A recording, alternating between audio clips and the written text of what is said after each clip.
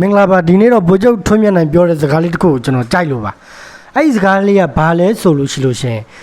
ဓာတ်လဲထက်တယ်တရားလဲမြတ်တယ်ဆိုတဲ့စကားပေါ့နော်အဲ့ဒီစကားကိုဒါလွန်ခဲ့တဲ့2ရက်3ရက်လောက်ကလည်းဒါကျွန်တော်တို့ KMDA ရဲ့ဒုစစ်ဦးစီးချုပ်ဖြစ်တဲ့ဒါကိုမာဝီယာလည်းတုံးနှုံသွားတာမျိုးတွေ့ရပေါ့နော်အဲ့တော့ကျွန်တော်တို့ဒါ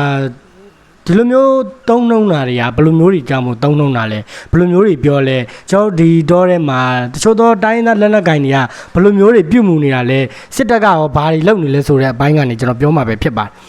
အဲ့တော့တေးကြတဲ့ဗိုလ်ချုပ်ထွန်းမြတ်နိုင်ပြောသွားတဲ့စကားဒီကျွန်တော်တို့ကဓာတ်လဲထက်တယ်တရားလဲမြတ်တယ်ဓာတ်ဒီသူတနက်ကိုဆိုလိုတာဖြစ်ပါတယ်ပေါ့နော်ကျွန်တော်တို့မှာဒါတနက်တွေရှိလာပြီဆိုလို့ရှိရင်ကျွန်တော်တို့ကောင်းတဲ့အရာတွေကိုပဲလုပ်ပြီးတော့ကိုယ့်ရဲ့ပြည်သူလူထုကိုယ့်ရဲ့လူမျိုးစုကောင်းစားရေးအတွက်ဒါလုပ်တယ်ဆိုလို့ရှိလို့ရှိရင်ဓာတ်ဓာတ်ထက်တာပေါ့နော်အဲ့တော့ဟုတ်ပြီတရားမြတ်တယ်ဆိုတာကိုယ့်ရဲ့ပြည်သူလူထုတိုးတက်ကြောင်းကိုယ့်ရဲ့ပြည်သူလူထုကောင်းစားကြောင်းကိုယ့်ရဲ့ပြည်သူလူထုအတွက်အဆင်ပြေကြောင်းခေါင်းဆောင်ကောင်းတယောက်ပိတစွာလုပ်ပေးတဲ့လူကို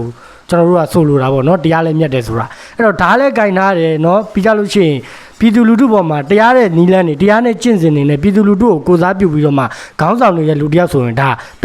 တရားလဲမြတ်မှာဖြစ်ပါတယ်အဲ့တော့ဓာတ်လဲကင်တယ်တရားလဲမြတ်တယ်ဆိုတဲ့ဟာလေးကတော်တော်မိုက်တယ်လို့ကျွန်တော်အနေနဲ့ခန်းစားမိပါတယ်အဲ့တော့ဟုတ်ပြီကျွန်တော်တို့နော်ဒါမြန်မာစစ်ကောင်စီစစ်တပ်အနေနဲ့နော်ဒီလိုမျိုးတွေတုံးနေတာတွေကျွန်တော်တို့သတိထားမိရလားမသိဘူးနော်သူတို့တွေဒီတနက်ကြီးကင်ထားတော့ညာလဲ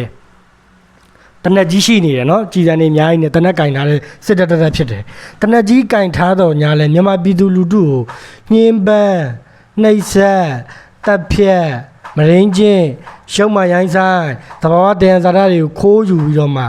ဓာတ်တော့ကင်ထားတယ်ဓာတ်ကြီးကလည်းတုံးသွားပြီတရားကလည်းသိတယ်မလားခွေးပြစ်တဲ့တုံးလောက်တောင်မရှိတော့ဘူးဆိုတော့ဒီဖွဲ့ကြီးဟာကျွန်တော်တို့ပြောခဲ့သလိုဒါအောက်တန်းကြတဲ့လူဖွဲ့စည်းဆိုပြီးဖြစ်သွားပြီပေါ့နော်စစ်တပ်နဲ့မတူတော့အောက်တန်းကြတဲ့လူဖွဲ့စည်းတစ်ခုဖွဲ့စည်းရတယ်ဆိုပြီးတော့မြင်လိုက်တယ်ပေါ့နော်အခုအဲ့လိုမျိုးပါပဲတချို့တော့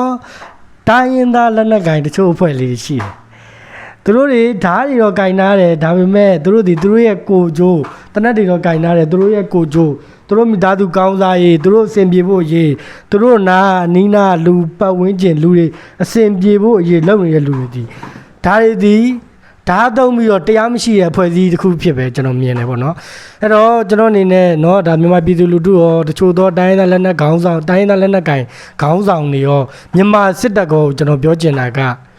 ဗိုလ်ချုပ်ထွန်းမြတ်နိုင်ပြောခဲ့တဲ့စကားလို့ဗိုလ်ချုပ်ထွန်းမြတ်နိုင်တို့တက်ဖွဲ့လို့ဓာတ်လဲထပ်ပါစီတရားလဲမြတ်ပါစီလို့ကျွန်တော်အနေနဲ့စုမုံကောင်တောင်းပါတယ်ကိုကတော့တနက်ကြီးတော့ကင်နာတဲ့ပြည်သူလူထုကိုတက်ဖြတ်နေတယ်ဆိုရင်လေเนาะဒါအောက်တန်းကြတဲ့လူဖွဲ့စည်းလို့ခေါ်တယ်ဓမြတတာဖွဲ့စည်းမျိုးပဲဖြစ်လာမှာပဲဖြစ်ပါတယ်အဲ့လိုမျိုးလဲတချို့သောလက်နက်ကင်တွေရှိပါတယ်အဲ့ဒါကိုယ့်ဟာကိုယ်စင်စင်ကြင်ကြင်နဲ့နေကြပါဓာတ်လဲထပ်ပါစီတရားလဲမြတ်ပါစီလို့ကျွန်တော်အနေနဲ့စုမုံကောင်တောင်းလိုက်ပါတယ်